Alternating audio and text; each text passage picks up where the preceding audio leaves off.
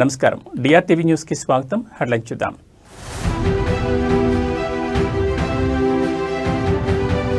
అయోధ్య శ్రీరామలల్ల ఆలయంలో ధ్వజారోహణం. ఎన్నో ఏళ్ల సంకల్పం నెరవేరిందన్న మోడీ.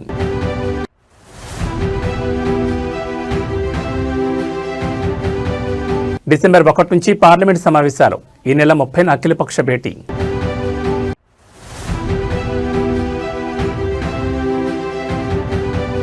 దూసుకొస్తున్న సెన్యార్ తుఫాన్. ఏపీకి భారీ వర్ష సూచన.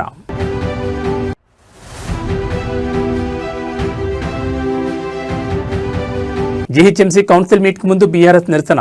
బల్దియా పరిధిలో సమస్యల పరిష్కారం కావడం లేదని ధర్నా. ఇక డీటెయిల్స్ చూస్తే అయోధ్య శ్రీరామలల్ల ఆలయంలో ధ్వజారోహణం కార్యక్రమం జరిగింది. ఈ కార్యక్రమానికి ప్రధాని మోడీ, ఆర్ఎస్ఎస్ చీఫ్ మోహన్ భగవత్ హాజరై ప్రత్యేక పూజలు చేశారు. అనంతరం రామాలయంపై 22 అడుగుల కాషాయ జెండాను మోడీ ఆవిష్కరించారు. రామ జన్మభూమి ట్రస్ట్ సభ్యుల సమక్షంలో జెండా ఆవిష్కరణ జరిగింది. సాధువులు, ప్రముఖులు ఈ కార్యక్రమానికి పెద్ద ఎత్తున హాజరయ్యారు. ధ్వజారోహణ కార్యక్రమంలో భాగంగా జెండా ఆవిష్కరణ జరిగింది. ఈ జెండా లంబకోణ త్రిభుజాకారంలో సూర్యుని చిహ్నాన్ని కలిగి ఉంది. శాశ్వత శక్తి, దైవిక తేజస్సు, ధర్మం, జ్ఞానోదయాన్ని సూచిస్తుంది. శ్రీరాముడితో సంబంధమైన అన్ని లక్షణాలు ఈ జెండాలో కనిపిస్తాయి. ఓం చిహ్నంతో చెక్కబడిన జెండాను ఆలయ శిఖర్పై ఉంచారు. స్వయం वहाँ के स्थानीय लोगों का ये तस्वीर है. पहली तस्वीर आपकी स्क्रीन पर.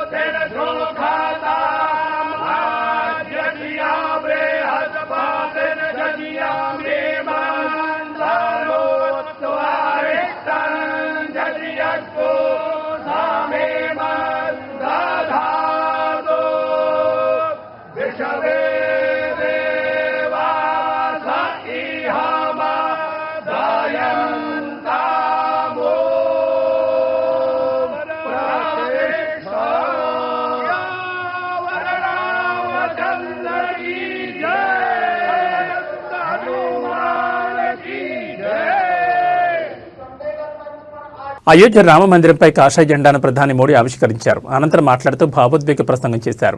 ఎన్నో ఏళ్ల సంకల్పం ఈ రోజు నెరవేరిందని తెలిపారు. ధ్వజారోహణంతో ఎన్నో ఏళ్ల నాటి గాయాలు మానిపోయాయని చెప్పుకొచ్చారు. రామ మందిర నిర్మాణం కోసం ప్రాణత్యాగం చేసిన ప్రతి భక్తుడికి నివాళులర్పిస్తున్నారన్నారు. ఎప్పుడైనా సత్యమే గెలుస్తుందని, నేడు నిలబెట్టిన ధర్మధ్వజం పేదరికం, బాధలు లేని సమాజాన్ని నిర్మించడానికి, ప్రతి విధమైన వివక్షతను వదిలించుకోవడానికి మనకు స్ఫూర్తినిస్తుందని చెప్పారు. ఈ కాషాయ జెండా హిందూ నాగరికత పునరుజ్జీవనాన్ని సూచిస్తుందని, అంతేకాకుండా సంవత్సరాల గాయం కూడా మానిపోతుందని పేర్కొన్నారు. ఈ రోజు దేశం మొత్తం ప్రపంచం రామనామస్మరణతో మారుమోగుతుందని తెలిపారు. ప్రతి రామభక్తుని హృదయం సంతోషంగా ఉందని చెప్పారు. శతాబ్దాల బాధ తొలగడంతో భక్తులంతా చాలా సంతోషంగా ఉన్నట్లు పేర్కొన్నారు. 500 సంవత్సరాలుగా వెలుగుతూ ఉన్న ఆ త్యాగానికి నేటితో పరిపూర్ణత వచ్చిందని చెప్పుకొచ్చారు.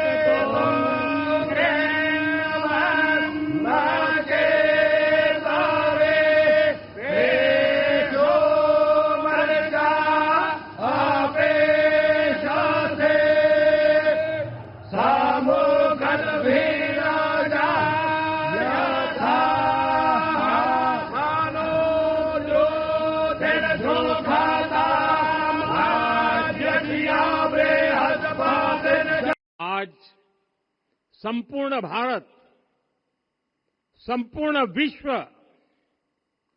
राममय है।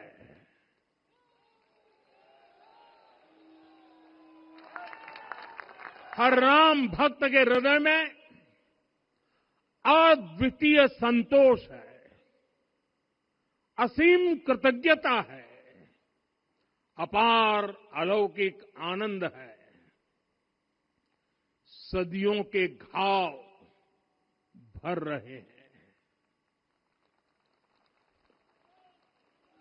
सदियों की वेदना आज विराम पा रही है, सदियों का संकल्प आज सिद्धि को प्राप्त हो रहा है। आज उस यज्ञ की पूर्णाहुति है जिसकी अग्नि 500 वर्ष तक प्रज्वलित रही। जो यज्ञ एक पल भी आस्था से डिगा नहीं, एक पल भी विश्वास से टूटा नहीं। డిసెంబర్ 1 నుంచి పార్లమెంట్ శీతాకాల సమావేశాలు ప్రారంభం కానున్న నేపథ్యంలో కేంద్ర ప్రభుత్వం కీలక అడుగు వేసింది. సభా కార్యకలాపాలు సజావుగా సాగేలా చూసేందుకు అఖిలపక్ష సమావేశానికి పిలుపునిచ్చింది. పార్లమెంటరీ వ్యవహారాల శాఖ మంత్రి కిరణ్ రిజిజు నవంబర్ 30 తేదీన ఈ సమావేశాన్ని ఏర్పాటు చేసినట్లు సంబంధిత వర్గాలు వెల్లడించాయి. ఈ భేటీలో ప్రభుత్వం చర్చకు తీసుకురావాలనుకుంటున్న బిల్లులు, ఇతర ముఖ్యమైన అంశాలపై విపక్షాలకు వివరించి వారి సహకారం కోరనుంది. డిసెంబర్ 1 నుంచి 19 తేదీ వరకు జరగనున్న ఈ శీతాకాల సమావేశాలు మొత్తం 15 సిట్టింగులు ఉంటాయి. అయితే ఈసారి సమావేశాలు వాడివేడిగా జరిగే అవకాశాలు కనిపిస్తున్నాయి. ముఖ్యంగా 12 రాష్ట్రాలు, కేంద్రపాలిత ప్రాంతాలు, ఎన్నికల సంఘం చేపట్టిన ఓటర్ల జాబితా ప్రత్యేక సవరణ కార్యక్రమంపై ప్రతిపక్ష పార్టీలు తీవ్ర అభ్యంతరాలు వ్యక్తం చేస్తున్నాయి. ఈ అంశాన్ని సభలో బలంగా ప్రస్తావించి ప్రభుత్వాన్ని ఇరుకున పెట్టేందుకు విపక్షాలు సిద్ధమవుతున్నాయి. ఈ నేపథ్యంలోనే సభలో అనుసరించాల్సిన వ్యూహం, ప్రజా సమస్యలపై ప్రభుత్వాన్ని నిలదీయడం వంటి అంశాలపై చర్చించేందుకు విపక్షాలు కూడా ప్రత్యేకంగా సమావేశమయ్యే అవకాశం ఉంది. మొత్తం మీద ఈ సమావేశాలు అధికార విపక్షాల మధ్య మాటల యుద్ధానికి వేదికగా మారే సూచనలు కనిపిస్తున్నాయి.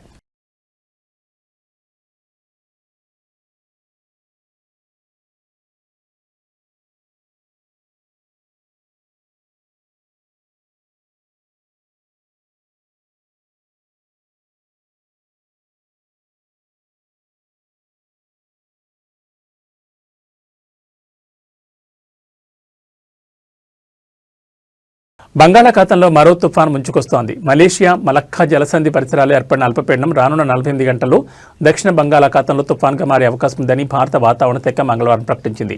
ప్రస్తుతం పశ్చిమ వాయు దిశగా కదులుతున్న ఈ వ్యవస్థ రాబోయే 24 గంటల్లో అండమాన్ సముద్రంలో వాయుగుండంగా బలపడనుంది. ఈ వాయుగుండం మరింత తీవ్ర రూపం దాల్చి తుఫాన్గా మారితే దానికి సెన్యార్ అని పేరు పెట్టనున్నారు. యునైటెడ్ అరబ్ ఎమిరేట్స్ సూచించిన ఈ పేరుకు సింహం అని అర్థం. వాతావరణ శాఖ నిబంధనల ప్రకారం వాయుగుండం తుఫాన్గా మారిన తర్వాతే అధికారికంగా పేరు ప్రకటిస్తారు. ఈ తుఫాన్ ప్రభావంతో ఆంధ్రప్రదేశ్ తీర ప్రాంతాలు, యానాంలో నవంబర్ 29న భారీ వర్షాలు, నవంబర్ 30న అతి భారీ వర్షాలు కురిసే అవకాశం ఉందని ఐఎండీ అంచనా వేసింది. అలాగే నవంబర్ 27, 28 తేదీల్లో ఉరుములతో కూడిన జల్లులు పడొచ్చని హెచ్చరించింది. తమిళనాడులో నవంబర్ 24 నుంచి 30 వరకు పలు దఫాలుగా భారీ నుంచి అతి భారీ వర్షాలు కురుస్తాయని, కేరళ, లక్షద్వీపుల్లో కూడా వర్ష సూచన ఉందని తెలిపింది. అండమాన్ నికోబార్ దీవుల్లో రానున్న 6 రోజుల పాటు గంటకు 40 నుంచి 50 కిలోమీటర్ల వేగంతో ఈదురుగాలులు వీస్తాయని పేర్కొంది. ఇదిలా ఉండగా కొమోరిన్ ప్రాంతంలో ఉపరితల ఆవర్తనం ప్రభావంతో నేడు నైరుతి బంగాళాఖాతం, శ్రీలంక సమీపంలో మరో కొత్త అల్పపీడనం ఏర్పడే అవకాశం ఉందని కూడా వాతావరణ శాఖ వెల్లడించింది.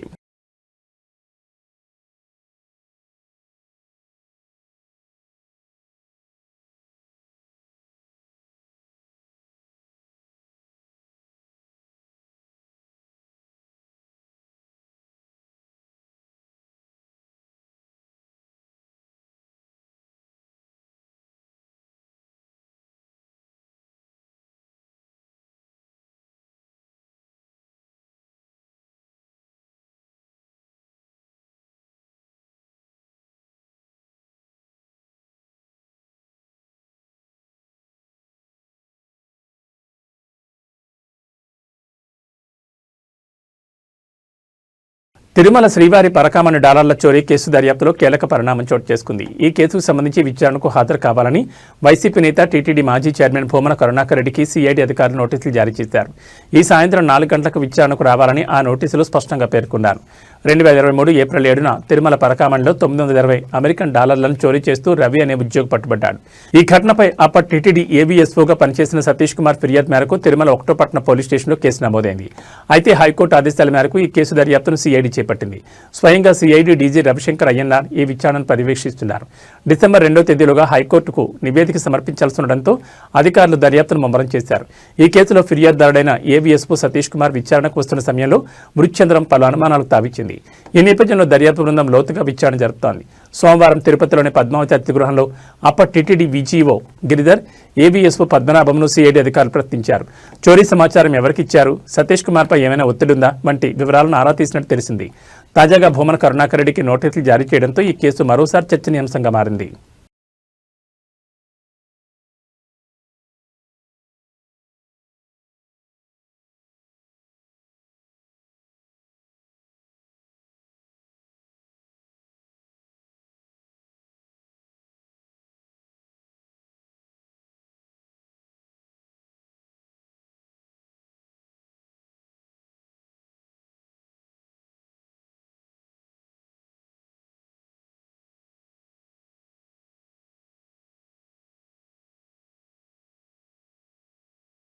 జనగాం జిల్లా పాలకుర్తి మండల కేంద్రంలో రైతులు యూరియా కొరత కారణంగా తీవ్ర ఇబ్బందులు ఎదుర్కొంటున్నారు. మండల కేంద్రంలోని ఆగ్రోస్ కేంద్రం వద్ద యూరియా కోసం రైతులు ఈ రోజు ఉదయం ఏకంగా 5 గంటల నుంచే బారులు తీరారు. రైతులు తమ పంటలకు యూరియా వేయాల్సిన అత్యవసర సమయంలో కావడంతో చలిని సైతం లెక్క చేయకుండా వేకుజామునే కేంద్రాల వద్దకు చేరుకోవాల్సి వస్తోంది. డీలర్లు నిబంధనల పేరుతో తక్కువ మోతాదులో యూరియా ఇస్తున్నారని, ఒక్కో రైతుకు కేవలం 1-2 బస్తాలు మాత్రమే అందిస్తున్నారని అన్నదాతలు ఆవేదన వ్యక్తం చేస్తున్నారు. సమయానికి యూరియా దొరకకపోతే పంట దిగుబడి తగ్గిపోతుందని రైతులు వాపోతున్నారు. ఉదయం 5 గంటల నుంచి క్యూలో నిలబడినా సరైన సమయానికి తమ వంతు వస్తుందో లేదోనని రైతులు ఆందోళన చెందుతున్నారు.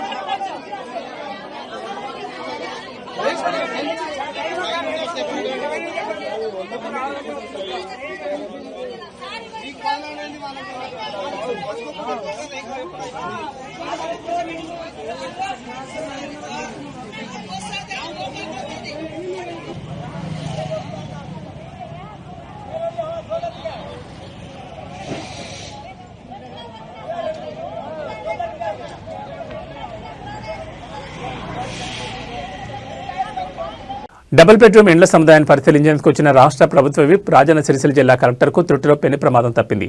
రాజన్న సిరిసిల్ల జిల్లా పరిధిలోని వేములవాడలో ఆర్టీసీ డిపో సమీపంలో నిర్మిస్తున్న డబుల్ బెడ్రూమ్లను పరిశీలించేందుకు రాష్ట్ర ప్రభుత్వ విప్ వేములవాడ శాసనసభ్యులు ఆది శ్రీనివాస్తో పాటు సిరిసిల్ల జిల్లా కలెక్టర్ వెళ్లారు. నిర్మాణాలను పరిశీలిస్తున్న క్రమంలో ఒక్కసారిగా ఫ్లోరింగ్ కుంగిపోయింది. ఎమ్మెల్యే కలెక్టర్లు క్రింద పడిపోతుండగా సిబ్బంది పట్టుకోవడంతో పెను ప్రమాదం తప్పింది. నాణ్యతా లోపం వల్లే ఫ్లోరింగ్ కుంగినట్లు సమాచారం.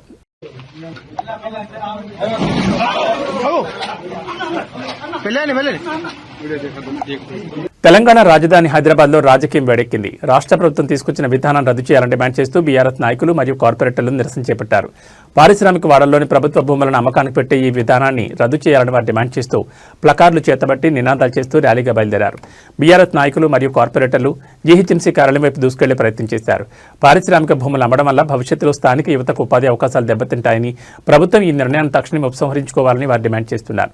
పోలీసులు ఈ నిరసనకారులను అడ్డుకోవడంతో జీహెచ్ఎంసీ కార్యాలయం వద్ద కొంత ఉద్రిక్త వాతావరణం నెలకొంది.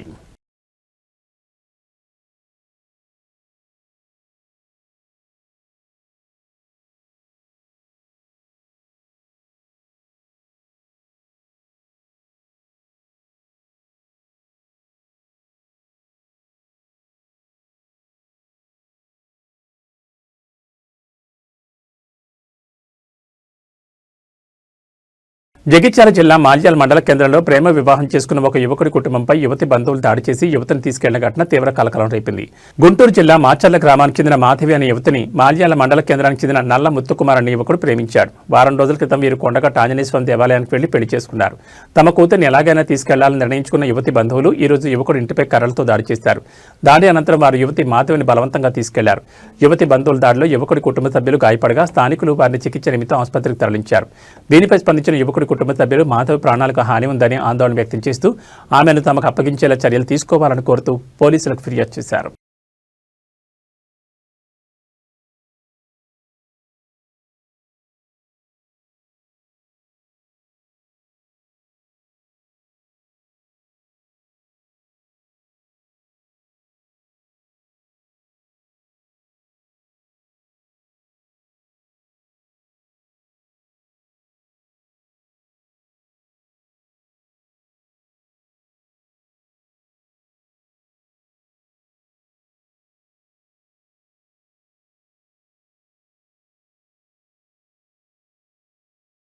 ఇవి బులెటిన్ విశేషాలు. నమస్కారం.